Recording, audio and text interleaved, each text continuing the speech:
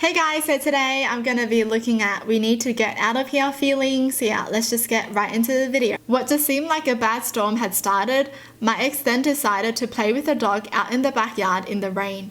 I got a weird feeling about how strong the winds were, and despite being called crazy, I told my ex she and the dog needed to go down into the basement for shelter with me.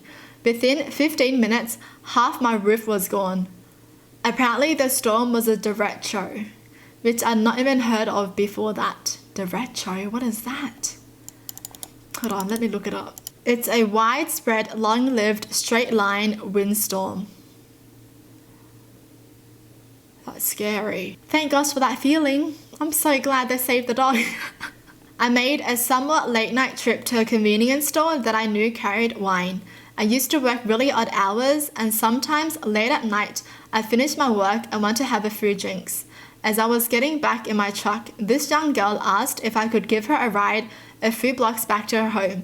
It was probably a bad idea to judge a book by its cover, but she was pretty young and dressed decently, didn't act too weird or anything, so I figured, okay. Well, I'm heading back and we get into a pretty rough part of town, and she says turn left up here, very dark street, whatever. I stop and she says she really appreciated the ride and wanted to do something for me. I decline and start getting sketched out, like she needs to get out now. She gets out and closes the door, and as I drive away, two men dressed in dark clothing were just stepping towards the street and stared at me as I drove past. That is creepy. Man, you do something nice and... oh no. Luckily he didn't get out of his car.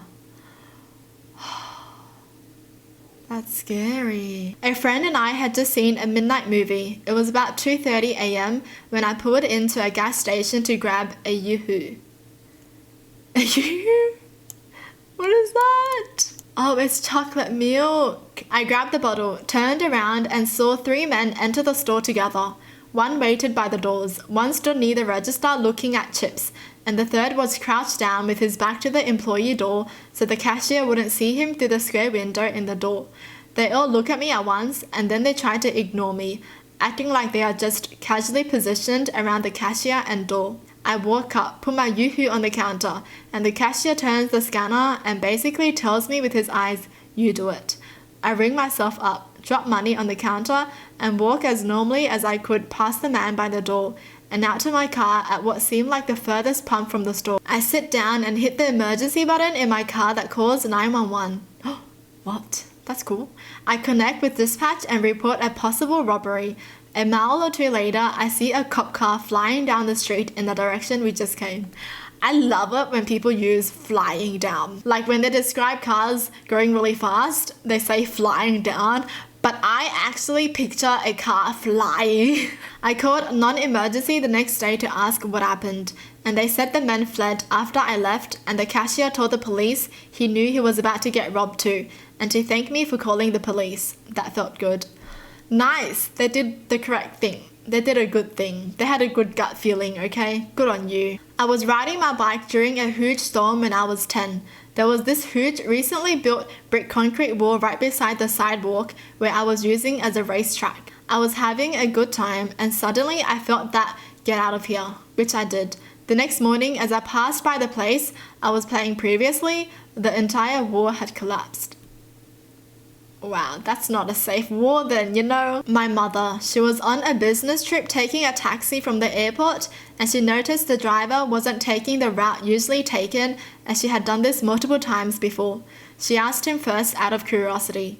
Perhaps there was a road closure or something. The guy simply mumbled something and mostly ignored her. Wow. Then it more apparent they weren't headed towards the hotel and instead away from the center of the city. She got more aggressive, eventually demanding he stop as he kept ignoring and mumbling something. Finally, she got loud enough and threatening enough that he did pull over and she got out. She had a cell phone, but smartphones weren't a thing yet. She was able to call a taxi service and get someone else to pick her up, and sure enough, they were headed nowhere near her hotel. He didn't even try to act not suspicious, you know? He just acted so suspicious. She was like, "So where are we going?" And he's like, I don't know where we're going. He just mumbled some things. Come on. I'm glad he acted suspicious, you know. because then she could notice the things. Seriously, oh my gosh. So weird though. A couple years ago, I was walking home from the bar at 1 a.m. I'm a young woman in her 20s, so this was instantly stupid, but I wanted to save money avoiding an Uber and was also drunk, so I wasn't thinking straight. I'm walking down a main but dark street, and then a pickup truck driving by slows down next to me. Two men look at me and the passenger asks, "Hey, do you need a ride somewhere?" I lie and say no thanks because I'm expecting one in a moment. They said alright and drove off. I watched them drive down the street, and then a ways down, I saw their brake lights light up. There was no stop sign or stop light, so I just assumed the worst and thought, I've got to get out of here. I ran into a tiny parking lot to my right and hid behind an outdoor vending machine. Moments later, the two men pulled into the lot and circled it, clearly looking for me. When they couldn't find me, they drove away. I waited a few moments until I decided to call an Uber. Oh my gosh, that's scary, man. They circled the parking lot looking for her? Jeez. Oh, there are disgusting people out there. Up in the woods, about 2 a.m., having a very large bonfire in midwinter. There were probably 7 or 8 feet of snow where it wasn't packed, and my friend and I were the only two sober. After about 45 minutes, we both looked at each other at the same time and went, something is wrong. Neither of us could quite explain it because we hadn't seen anything, but we knew there were animals in the woods. Grizzlies, wolves, and bobcats are all known to be there, but generally leave larger groups and fires alone. We managed to convince the roughly 15 drunk guys to head back to the trucks a mile away as a group. We got everyone into vehicles and everyone shipped back to town eventually.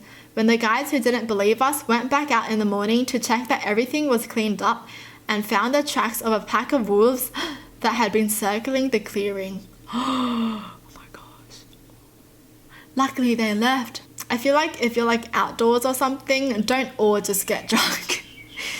Someone should be like the guardian, okay? And stay sober. Decided to have a look at a culvert, covered stream that I hadn't been down before.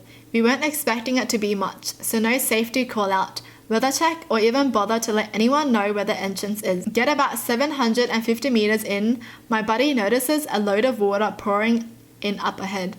We look at each other and go, we need to get out now. In under 5 minutes, the water went from ankle deep and manageable to knee deep and almost pushing us over. We reached a section with some steps, a ladder and a handrail for inspection, and managed to push the lid off with the water getting deeper every minute. If that ladder had been 10 meters further, we might not have made it. When we got out, it was raining gently.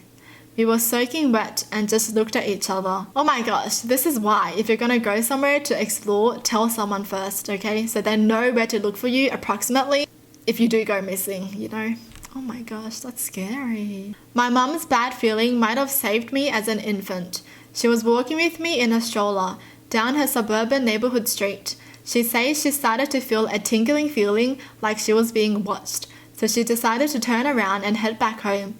A few streets later, she noticed a car driving slowly behind her. The driver, a man, staring at her and me. She starts walking a bit faster and notices he drives a bit faster to keep up, so she gets really scared. Before she can start running, this is the 90s and she didn't have a cell phone. He rolls down the window and tells her not to run or stop because she's being stalked by a coyote. He saw her safely to our doorstep and then pointed out the coyote, who had followed us half a mile and looked rangy and desperate. It had been slipping from bush to bush looking for an opening. So glad for her intuition and the stranger's help. Oh my gosh, I thought the guy was stalking her, you know? But he's just a good person. Oof. Oh my gosh, that's scary. Coyotes are scary. Man, I've heard about so many dogs being attacked by them. Well, that's it for the video. Hope you guys enjoyed. Tell me in the comments down below what your thoughts are. And as always, thanks for watching. Hope you guys liked it. And I'll see you guys next time. Bye!